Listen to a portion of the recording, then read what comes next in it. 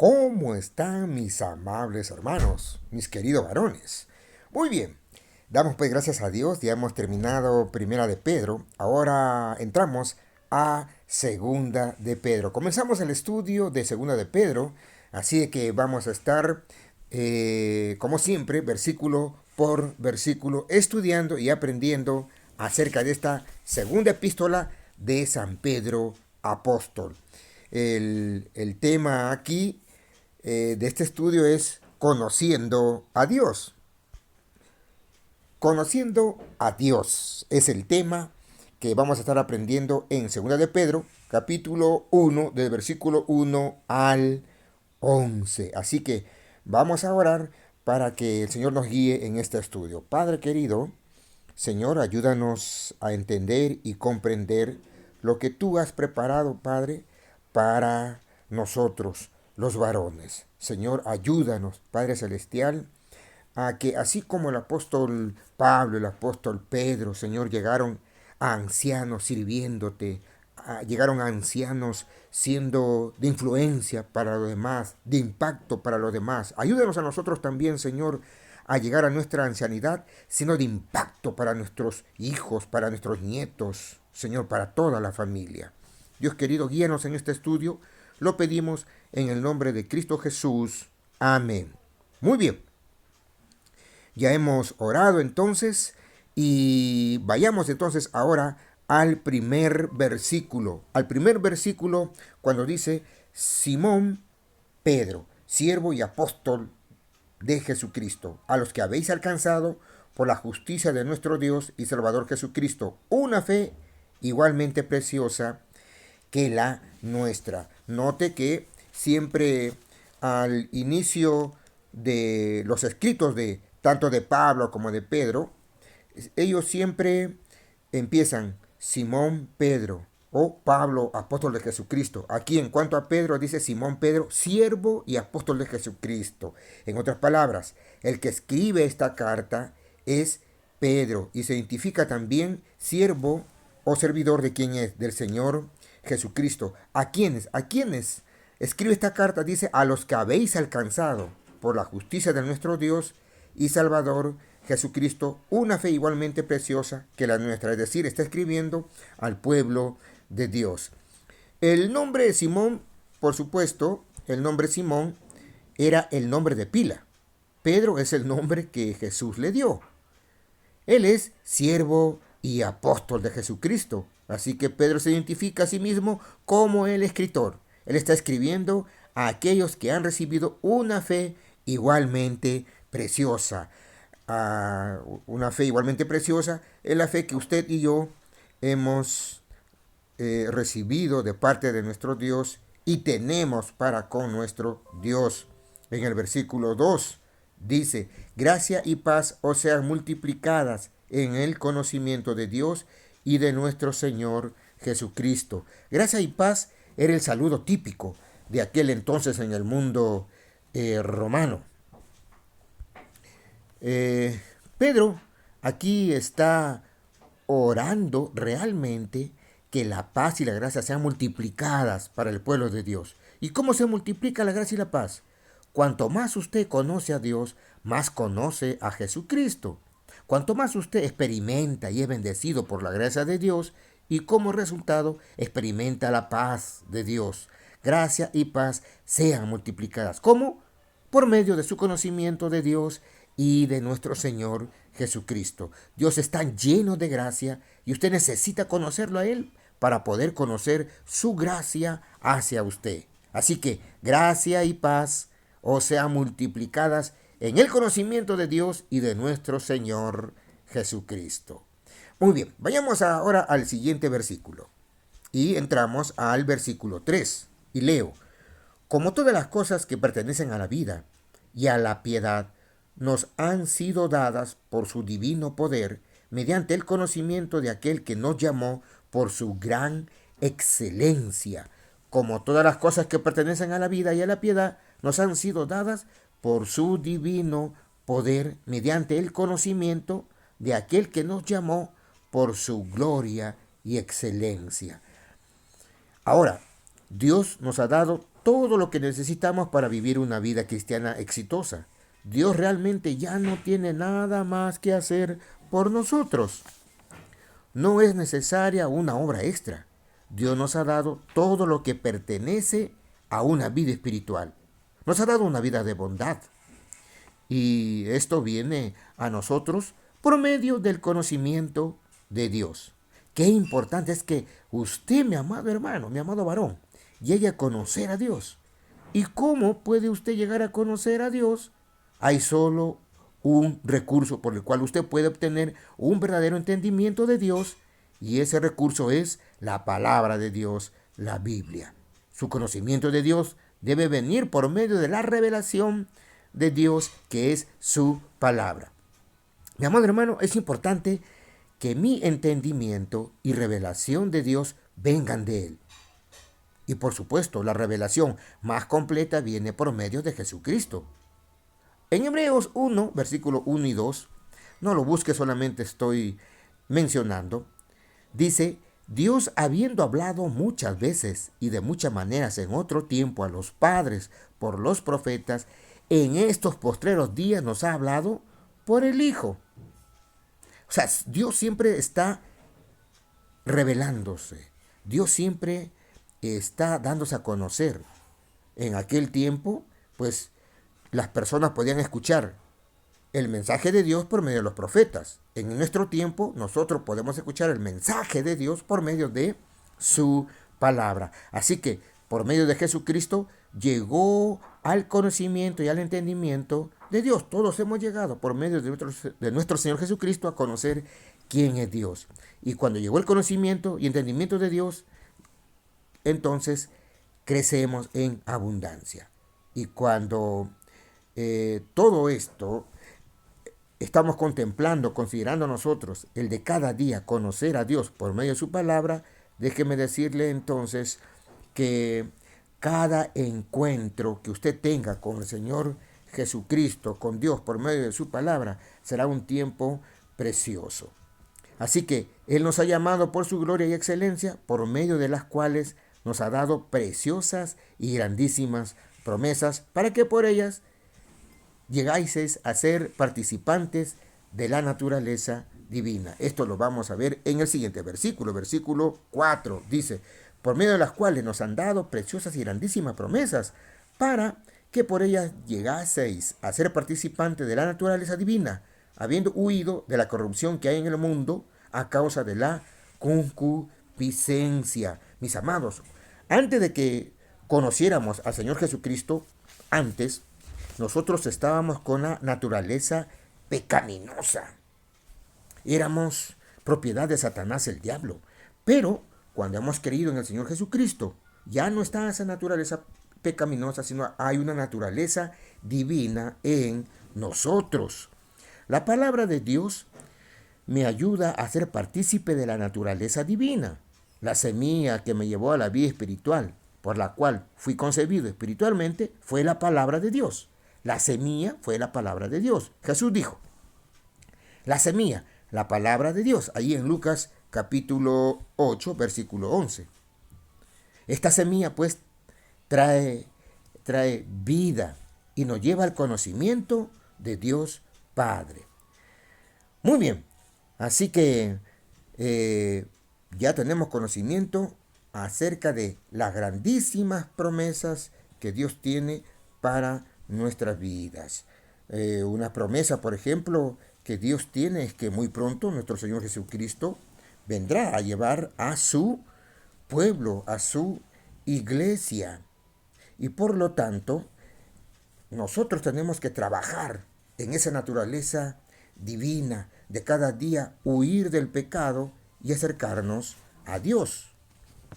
No tenemos que huir de Dios, tenemos que huir del pecado, mas no de Dios. En la palabra de Dios hay abundante riqueza y preciosas promesas, y esto lleva a una conformidad con la naturaleza divina. Necesitamos hacer un estudio minucioso, completo de la palabra de Dios. Lo asombroso que he descubierto acerca de este libro, es decir, de la palabra de Dios, es que cada vez que la leo hay algo nuevo, hay algo fresco que ministra mi espíritu. Nunca pasa de moda la palabra de Dios. Yo nunca estoy diciendo, bueno, ya esto ya lo he leído antes, bueno, esto ya lo sé, entonces, ya no necesito leer. ¿Por qué?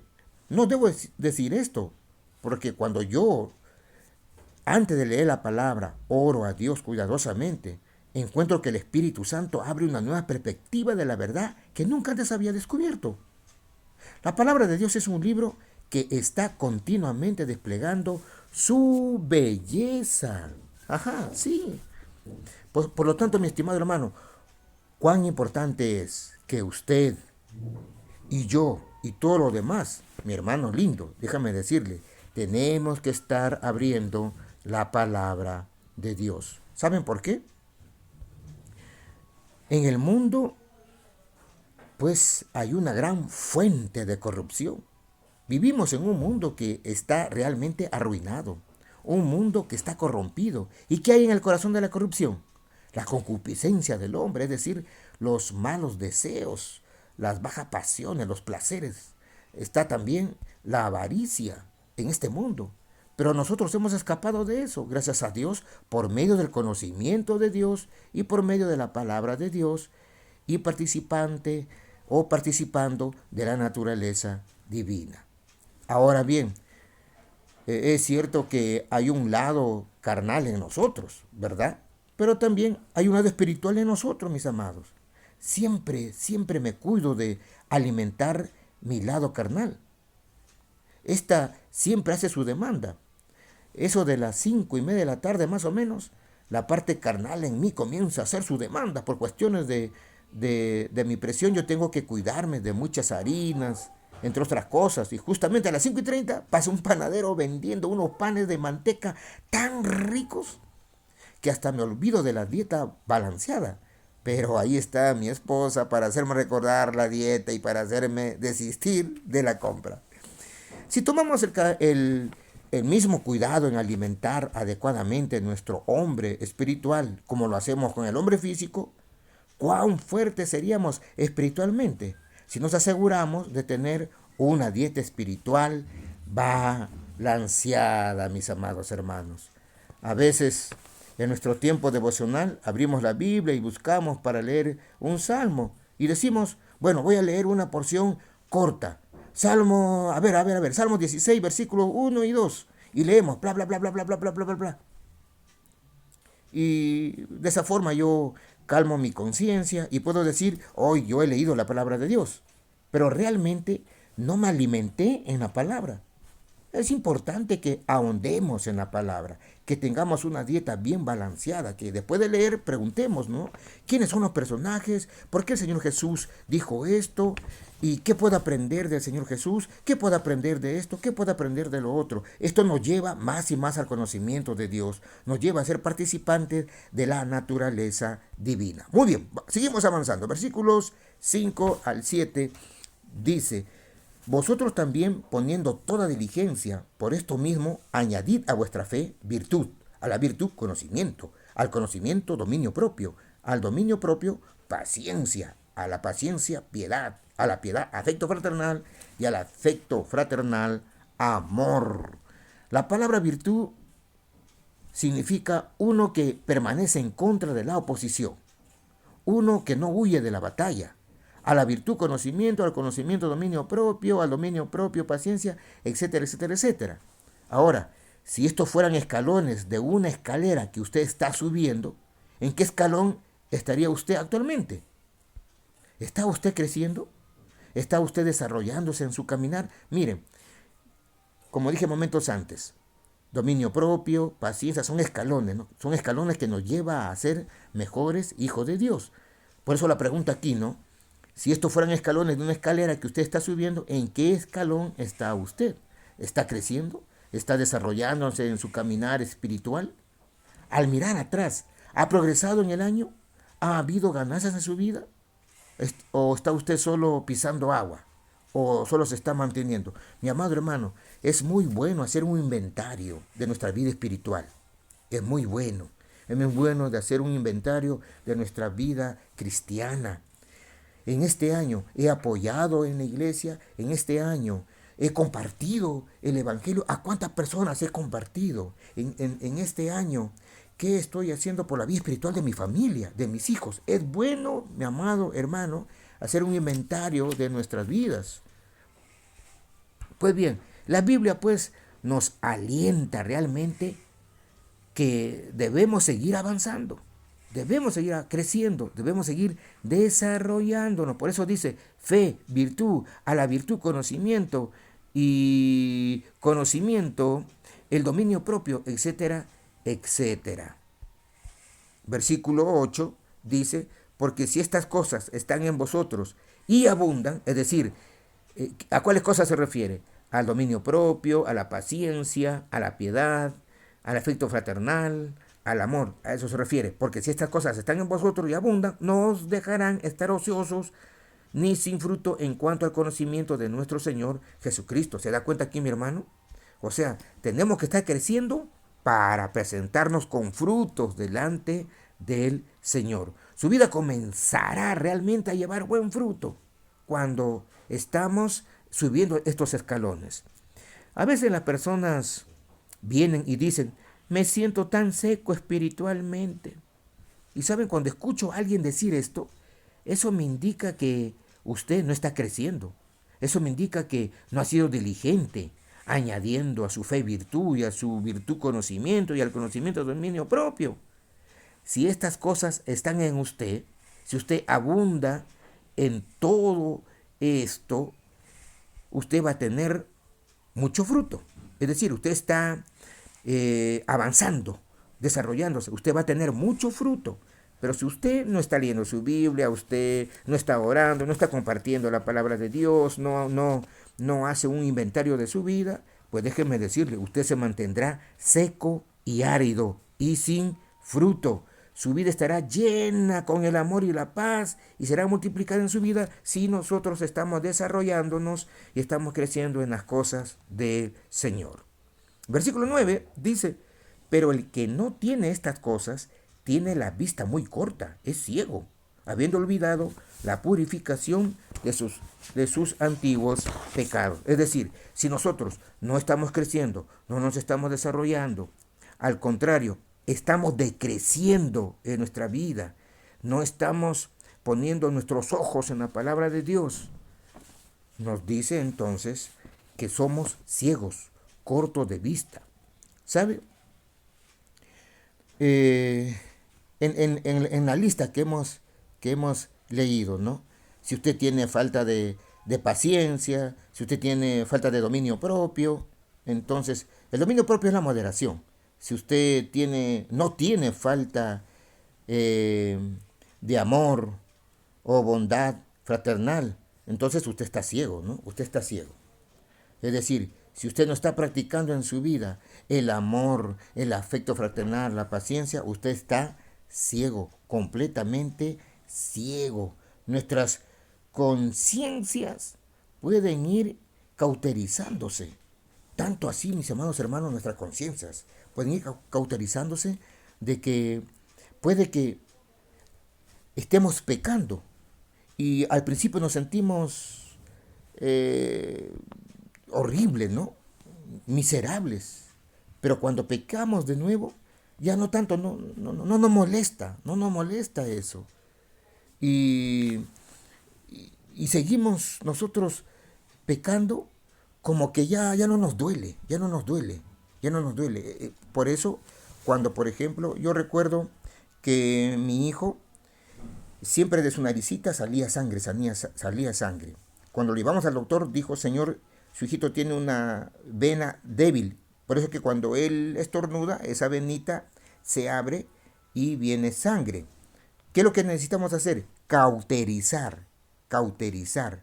Es decir, tapar esa fuga y por medio de la cauterización adormecer ese lado. Y así pasa con nosotros. Cuando nuestras conciencias son cauterizadas, nos adormecemos. Ya no nos pasa no nos pasa nada, no sentimos nada cuando pecamos. No nos sentimos ya tristes, apenados, miserables. No, ya no. ¿Por qué? Porque nuestras conciencias están cauterizadas. Pues bien, déjeme decirle, mamá, hermano, que el pecado sigue siendo lo mismo. El pecado no ha cambiado. El pecado es cegador. Le trae a usted corta visión. O sea, perdemos el sentido de lo eterno. Y esto es peligroso cuando perdemos el sentido de lo eterno. No podemos ver más allá. Solo vemos la ventaja inmediata, solo vemos la ganancia temporal, pero no tomamos la eternidad en consideración. Por ejemplo, ¿no? Por ejemplo, si yo estoy en el bus y entonces el cobrador se equivocó de darme vuelta, yo le di 10 soles y me da vuelta de 20 soles, yo veo la ventaja y digo, no, mejor me callo y recibo el vuelto y me bajo.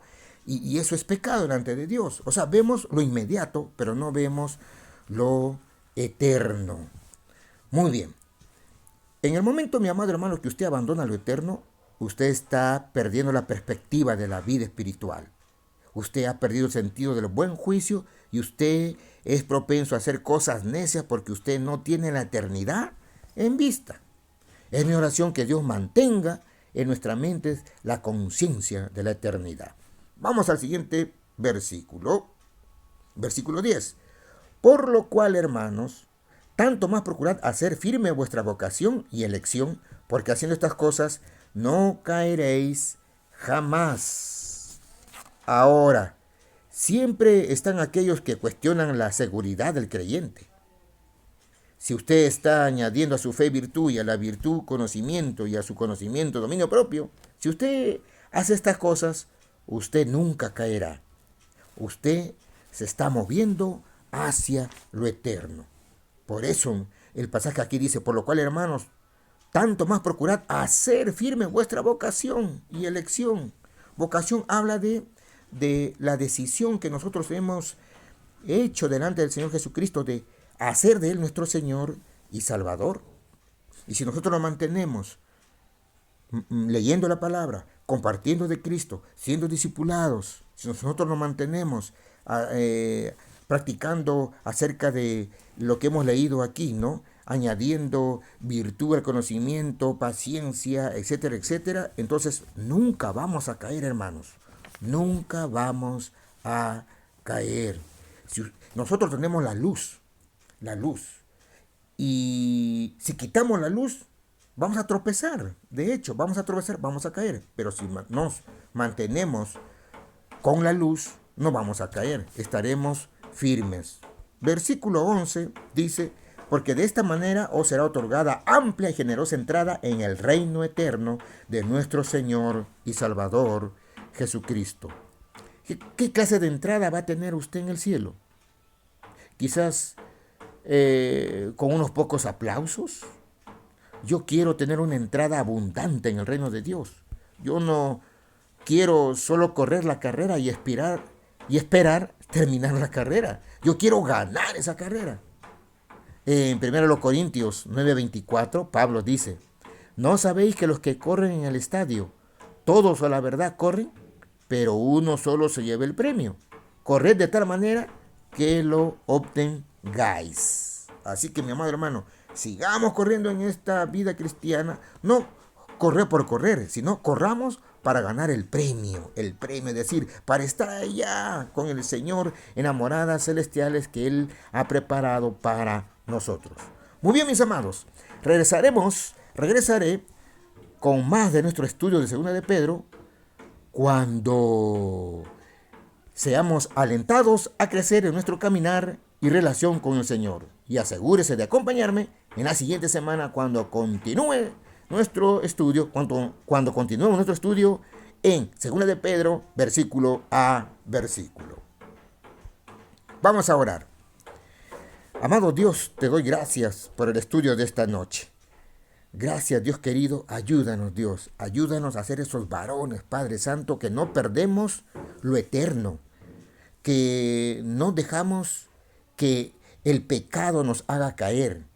Señor, ayúdanos, Padre, a mantener nuestra vista en lo eterno, a mantener nuestra vista en lo espiritual, Señor, no lo terrenal, porque esto es temporal.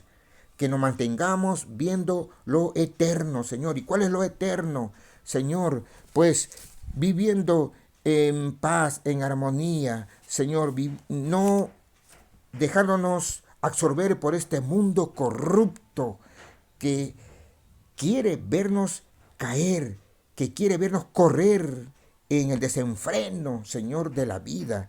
Señor, ayúdanos, Padre Santo, a ser más bien de impacto, de influencia a otros en la vida cristiana. Ayúdanos, Padre, ayúdanos, Dios precioso, también a ser disciplinados en nuestro tiempo contigo, de tener la palabra abierta, de estar, Señor, alimentándonos, de estar en los servicios para seguir alimentándonos y que tú, Señor, puedas tomarnos como instrumentos en un momento dado, un instrumento para poder llegar a una vida con tu palabra. Señor, bendice a mis hermanos, bendícelos, Santo Padre, bendice a su familia, sus hogares, sus hijos, Dios Santo. Lo pedimos en el nombre de Cristo Jesús. Amén y amén.